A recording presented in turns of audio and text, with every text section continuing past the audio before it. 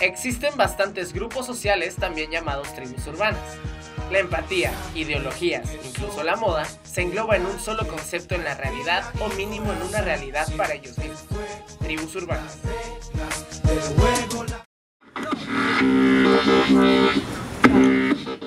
Los jóvenes, quienes son los que mayormente integran estas llamadas tribus, tienen gustos e ideologías similares, si no es que iguales, por lo que se identifican y se arriesgan a convivir por diferentes motivos sociales. El yo interior de los jóvenes, que de pasar a ser niños pasa a la juventud o pubertad, se va buscando a lo largo de las experiencias, y es ahí cuando los grupos sociales entran en acción. A veces la sociedad no las acepta, lo que causa una discriminación social. Esta misma discriminación ha llevado incluso a hacer otros grupos antitribus, que se manifiestan por medio de agresiones verbales y físicas a los integrantes de otras asociaciones, por llamarlos de otra manera. A pesar de todo esto, las tribus urbanas han tenido mucho auge, y aunque son mal vistas, muchas de ellas nacen por reacción a diferentes problemas que se dan en sus diferentes épocas. Que somos de calle, hay cría y corazón, siente el fuego, las reglas del juego, la legal, o nos vamos a lo ilegal, esto es negocio para no loco. Mente abierta y un poco de empatía es lo que falta en la sociedad. Muchas veces, y no es que siempre, se tiende a criticar y no saber los motivos. Por ello la marginación es injusta, ya que lo que se vive es por algo. Más tolerancia, menos ignorancia.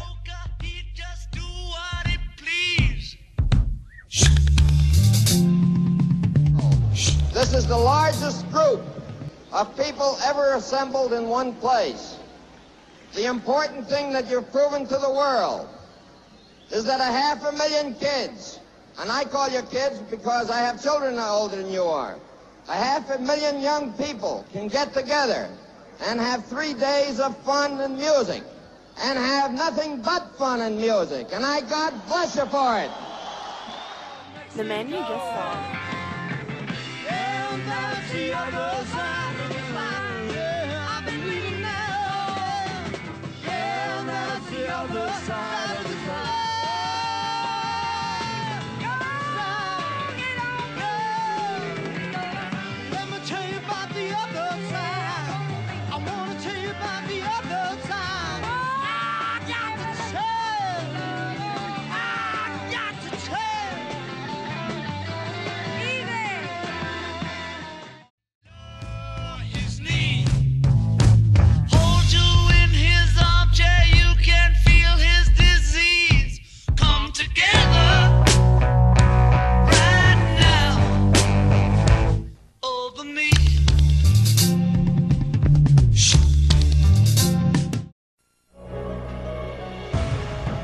Han pasado ya 3 décadas y media desde que colapsó la contracultura hippie. Sin embargo, a pesar de que fueron vilipendiados por muchos en su época, a los hippies se les llama ahora libertadores, creadores de industria, y la inspiración detrás de las tecnologías más poderosas del siglo XXI, como las computadoras Apple. Marginados, decadentes, confundidos por las drogas o un rayo de esperanza para una nación que estaba al borde de la destrucción. Un viaje de vuelta a una de las más electrizantes eras de la historia estadounidense, vista a través de los ojos de aquellos que la vivieron. Experimente la música, los momentos, el mensaje, y descubra cómo una tribu de idealistas osados estremeció a la nación más poderosa del planeta hasta sus raíces y cambiaron su mundo mucho más de lo que piensa.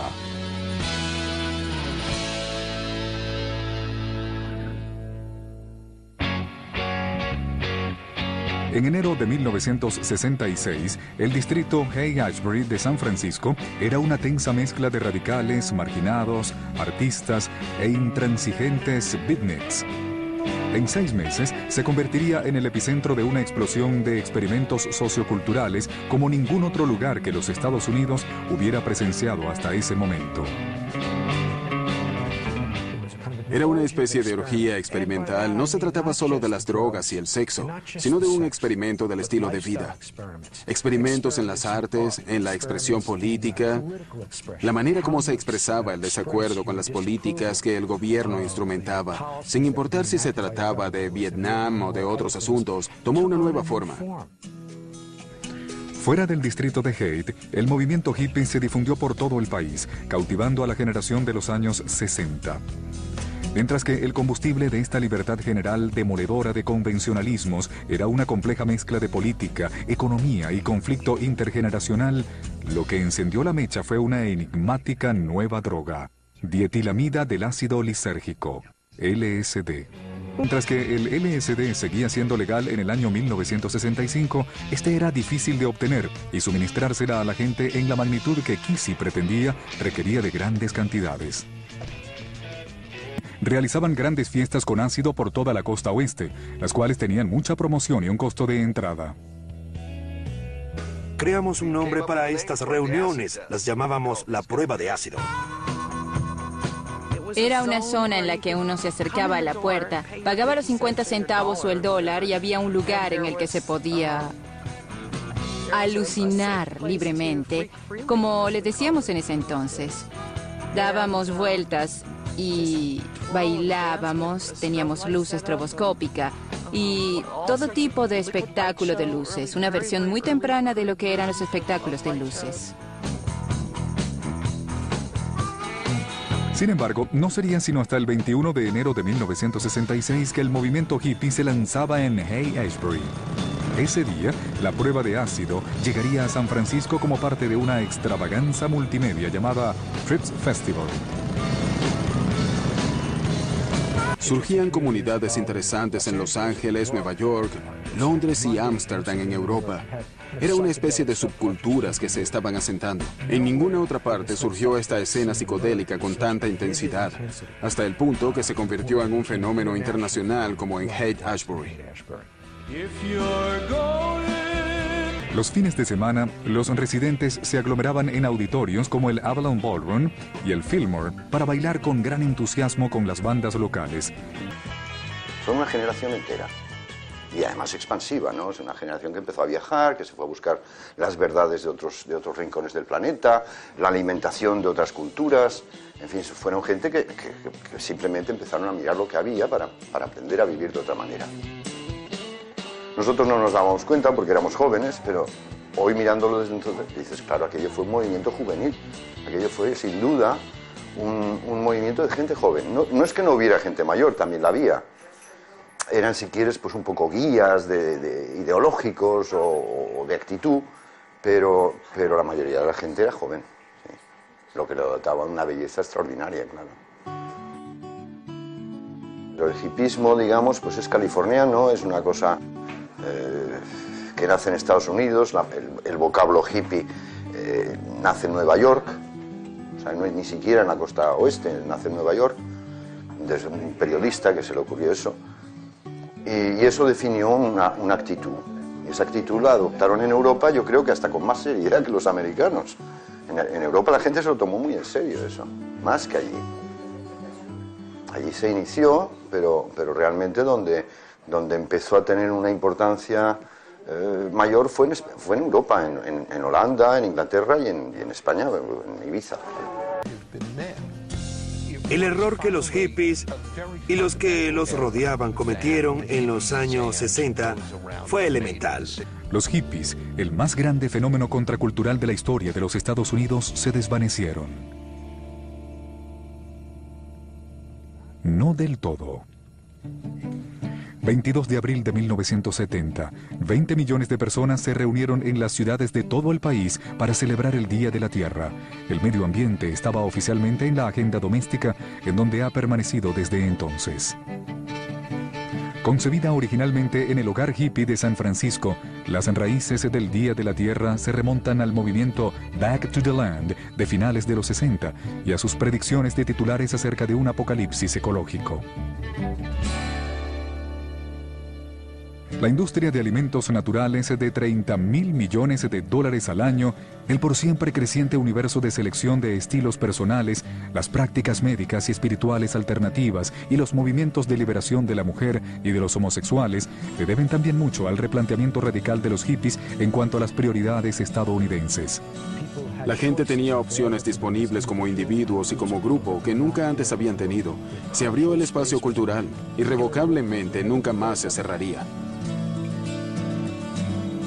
Sirvió de ayuda para que las mujeres tuvieran una voz en las cosas, no de un modo feminista ni aislacionista, sino como seres humanos que participan y que son iguales.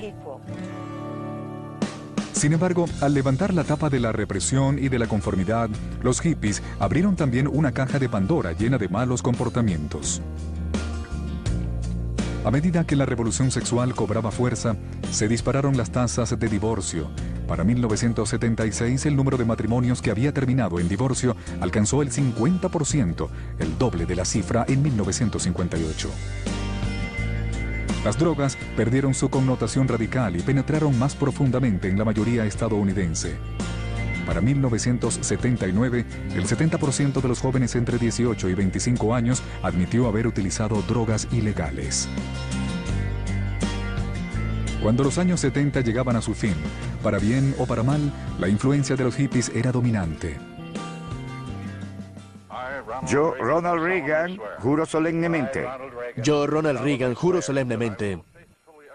Incluso la elección de un antiguo némesis para la Casa Blanca en 1980 no pudo arrancar de raíz todos los cambios que los hijos de las flores habían sembrado en la sociedad estadounidense. Pero, irónicamente, el campo en el que los hippies causarían mayor impacto en cuanto al futuro del planeta no sería cultural, sino tecnológico. En abril de 1977, Steve Jobs y su compañero Steve Wozniak presentaron la Apple II, la primera computadora personal comercialmente viable. Tuvimos mucha influencia de la gente de People's Computer Company en Menlo Park, la misma área de la que se pensaba provenían los hippies. La filosofía hippie sostenía que la gran y acaudalada estructura de poder debía desarmarse. Queríamos voltear el equilibrio para hacer a los individuos pequeños más importantes. Se trataba básicamente de alejar ese poder, ese dominio de su propio universo, de los poderosos, de las grandes y ricas corporaciones. Todas las grandes compañías decían, esto no llevará a ninguna parte.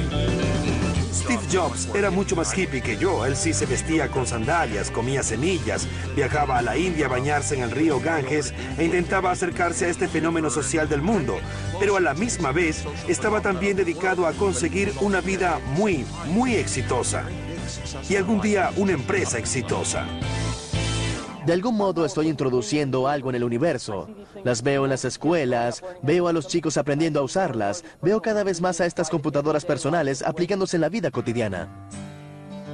La computadora personal revolucionó la manera del mundo de trabajar y de jugar. Luego vendría una tecnología aún más alucinante, Internet, concebida en parte por otro hippie de la alta tecnología, Stuart Brand, un ex protegido de Ken Kesey.